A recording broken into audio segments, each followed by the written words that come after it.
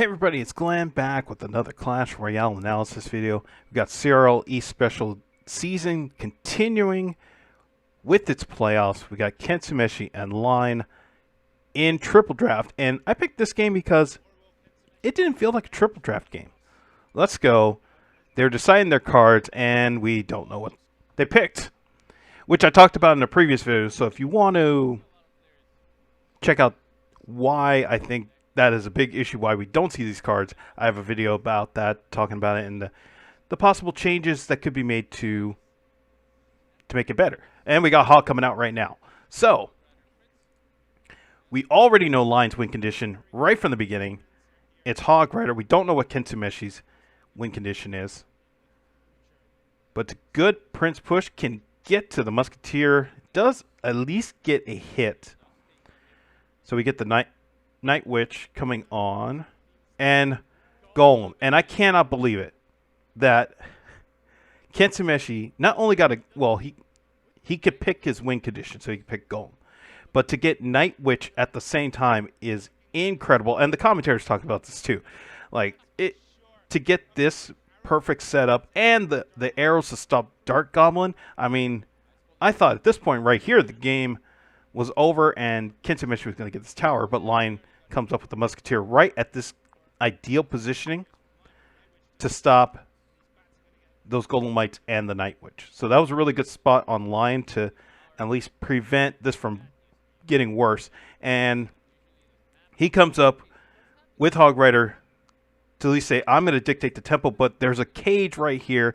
I mean, it really did seem like Kentsumeshi got the draft of drafts right here. So this Dark Goblin comes in, stops the Night Witch, which is very key because now that Night Witch is not in the cycle with Golem if he decides to run Golem again in single elixir time. He has to wait it out before he can cycle back to Night Witch that can support Golem.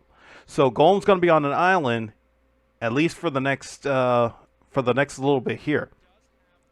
So this Inferno Dragon comes in, stops the Dark Goblin, which you have to time perfectly or else Dark Goblin's going to get some shots on the tower. Nice Ice Golem to stop that Inferno Dragon. And we get our momentary reset here to see what both players are going to do. It seems like at this point that Kentsumeshi is willing to wait until double time, but because Line just played Earthquake right there, he's now 3 elixir ahead once he plays Golem. I mean, he's 3 elixir ahead. Now he plays Golem.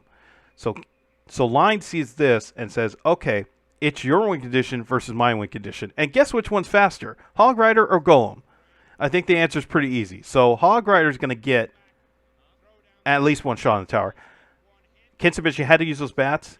Now he cannot use those bats to support Golem. Golem, again, is on island. And we have Cart right here. Cage is going to answer that. Or so we thought. Because here comes the Goblin Brawler to stop Cart. But look at the damage that's already been done to the sides. Okay, so let's rewind this here and focus on the weak side here. Exactly what happened with this play here. Because I think this play really dictated how the game turned. Obviously, we have everything going on the left side with Golem. But really, this Cannon Cart play and this Cage play, I thought, was really crucial here. So, turns out Cart was Line's 8th card. And given that it's triple draft, maybe he didn't know exactly when or where to go with it because he had Hog Rider as his win condition. I mean, he's already got Musketeer that can help support it. Although Musketeer's playing mostly defense in this spot here. Can he sneak Cannon Cart in somehow to do some damage on the tower? Should he use it as defense to perhaps, you know, if the bats overswarm these barbarians, that it can lose its wheels and then Golem will just focus on that? Who knows? Line decides to go with offense. Right at the bridge, comes down, and here comes the Cage. Now, this was really, I thought this was really questionable by Kentsumeshi. It is good that Cage gets played because you do have to stop Cart. But he played Cage at the center. And Cart is still almost at full health at this point. So once this Cage goes down, Cart's still going to be on its wheels. Perhaps this Cage could have been played right as a blocker, right in front of the Cart right here instead of to the center. Because then Cart is not going after the tower once this Cage goes down. It's still going to be going after the Goblin. As we see here. Once it breaks, now look at how much health is there. It's still half health with wheels. So that's really good. So we see 2, 3 shots on tower before he loses his wheels. And then a couple more shots in there.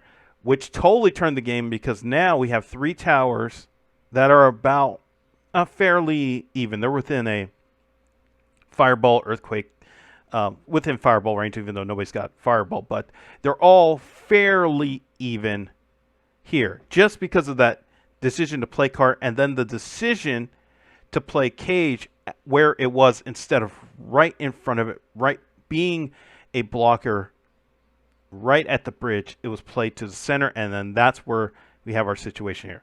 So let's go back and focus on strong side here with Golem to see what happened over here on the side. Because Musketeer obviously comes in and stops this.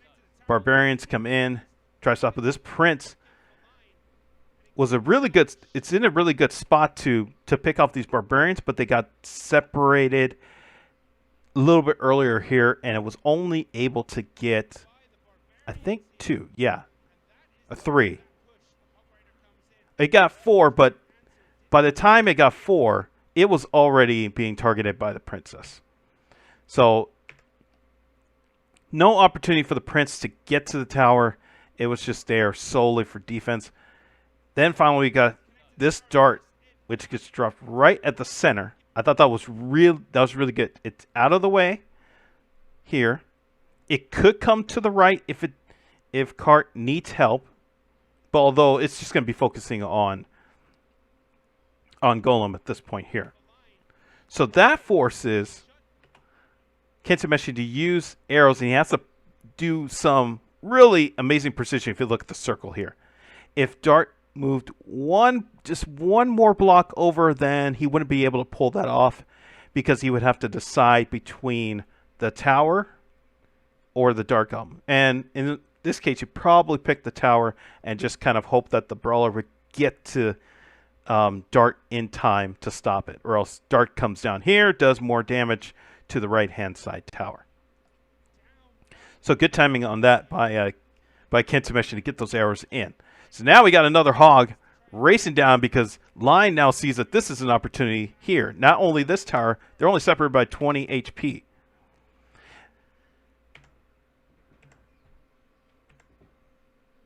So if we rewind that, Brawler comes in, and you don't want Brawler to get to the tower. You just kind of stop it right here so that Brawler is now going to be targeted by the Princess Tower. It's going to take some damage, and then now instead of going here to the Princess Tower, now it has to chase Hog Rider back. It did that hesitation, and now the bats have to be played up here. So when this Golem gets played here, these bats aren't around to support it. Because we could have a ton of bats and this Night Witch right here to support this Golem, and this would be a massive push forward. The other thing I wanted to point out in terms of here, so this Prince is cleaning everything up, and this Hog is going down here. This Night Witch gets played in the back, which I thought was curious because what we see in a moment is that Golem is played in front. So when in this positioning here, Golem gets played up here, it's too slow, or actually it's not too slow. Night Witch is not going to catch up. So wait, I got it confused here. Night Witch is going to catch up, which means usually, as we see with most Golem plays, we have the Golem up front and the Night Witch in the back. which is, it's kind of the standard play. If you got the ideal Golem beatdown deck, Golem goes first, then you play Night Witch a little bit back later. These two are now, right next to each other, and Night Witch is going to pull ahead because it's just a little bit faster, which means this Musketeer, which gets played right here in the center, is going to have an opportunity to pick off every one of these bats and the Night Witch. This Golem will not get touched. Usually, the ideal situation is to have the Golem just withstand all that damage. And so, Kentsumeshi goes with the rocket to take care of those barbarians. The Golemites are going to get to the tower. But you would have to think about how much different that would be if the Night Witch was played in the back instead, because then maybe the Night Witch survives a little bit longer and you have some bats to deal with all of these here, and some bats get to the tower. It could have been different, but that's what happened here. So these Musketeers haven't spent time with these Golemites, and now weirdly we have a Musketeer push, although this Prince is going to come in and stop that. But then these Barbarians are here to protect this Musketeer. This is very crucial now because these Barbarians that were around for Golem are now out of turn if Golem gets played again, and these aren't around to take care of it. So what we could be looking at here in this situation is we're looking at a possible hog push to possibly sneak in and just try to get some damage on the tower if these Barbarians aren't around. Comes with Night Witch, which means we're going to see Golem once these Barbarians are gone. Here comes Dart, and here comes that Hog right there. Oh, this was unbelievable right here. This Dart was going to come in and support this Hog, like we saw earlier in the game, where this Dart was up here and just moved one block too slow and got hit by arrows that would have come in and support this, the cannon cart. Here, this Dart was going to come here and support this Hog, but Kentsumeshi goes with the Golem play in the front to stop this Dart Goblin. I could not believe it when I saw it. I was like, well, this Golem is out of place. It looks like it's out of place, but it really isn't, because this Golem's job is to stop this Dart Goblin from going to the right side tower and supporting this Hog right here. So now it's going to be up to Kentsumeshi to get some bats, to get something down to stop this Hog. Because he stopped this Dart Goblin, now he has to stop this Hog here. And these Barbarians are gone. They're not going to be here to support this Golem here. So it's going to be up to this Dart and this Musketeer to stop it. Meanwhile, this Hog and Earthquake come in with Inferno Tower. That was the only decision that Kentsumeshi had. He had 46 HP. So can he get to the tower? Here comes another Dart with arrows that gets stopped. And this Hog Rider right here gets played. And I could not believe it, because that was the perfect Hog play for line. And I'll explain why here, because it was really incredible. These arrows come in right when Dart gets played. Right here. You have to stop this Dart. This Dart is going to be out of range, and it's going to be supported by this Inferno Dragon. It's going to take this Inferno Dragon should move over and take care of it. They get separated. This rocket, if everybody gets to the tower, this Golemite, and this Night Witch get to the tower here, that should be enough, because they're both going to deliver enough hits to send it to under 500 HP, and this rocket will come in and finish it. But they don't. And the reason why is because that Hog Rider got played right up front to stop this Night Witch. This was the key right here. This Night Witch and any bats that came in were going to target this Hog Rider right here and not the tower. And that was massive. And now that I look back at it here, those arrows that missed the Dart were key, because this Dart did get to the Golem right here. So any bats here would have gone to this Hog Rider and not the tower, and that damage instead goes from the tower to the Hog Rider, and that's basically it. So you see all those bats going there and not to the tower, and that was the difference. So this ending, I mean, it was incredible, and you can't believe it's triple draft. You know, the way we have these lineups set here. I mean, I thought the game was over once. I thought the game was over once this hog came in, and I thought the game was over once this golem came in, because there was now nothing to support this hog. You have the earthquake, you have the log, and that looked like enough. And I kind of wonder what would happen if he had cage. He did have cage in his hand on the turn. And it looked like, yeah, so he did have cage in his hand, but he played golem, obviously, because you have to stop dark golem. That was the key play there. But by the time he did not have enough elixir, by the time he Hog Rider got to the cage, he had 4 elixir right at impact. So now it was up to find something else, which was Inferno.